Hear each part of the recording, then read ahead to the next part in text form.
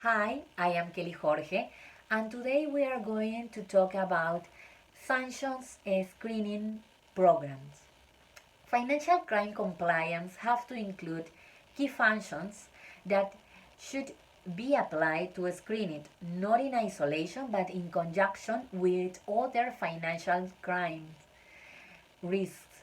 They have to take into account first the policies and procedures by defining requirements for what must be screened, in what context and at which frequency, and how alerts should be adjudicated, paying particular attention on how to resolve alerts where information is unavailable, incomplete, or potentially unreliable.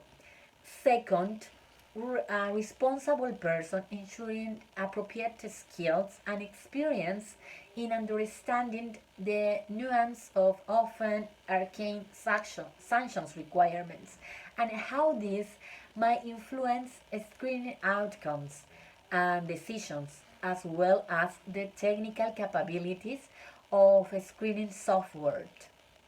Third, the risk assessment. Applying a risk-based decisions to resolve specific questions of what data attributes to screen, when to screen, and what lists to use, and how exact or fuzzy to set the screening filter.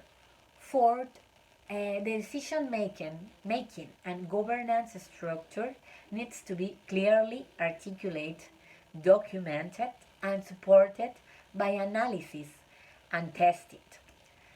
Fifth, the internal controls. Implementing screening controls processes requires an understanding of the various methodologies and technologies available and their operational consequences. There is not clear defined approach to technology or configuration that is better or worse, and each will have its own strengths and limitations. Understanding those strengths and limitations is critical. Financial institutions are expected to document how their screening systems are configured in order to demonstrate that the configuration is reasonably expected to detect and manage the specific sanctions risk which the financial institution is exposed, and importantly to ensure transparency of any system's limitations or risk-based decisions which the screening controls are not designed to detect.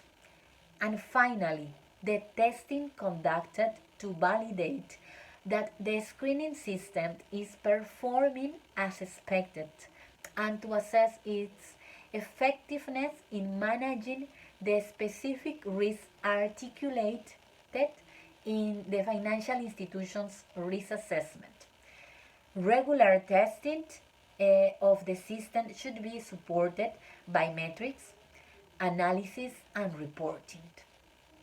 Thank you.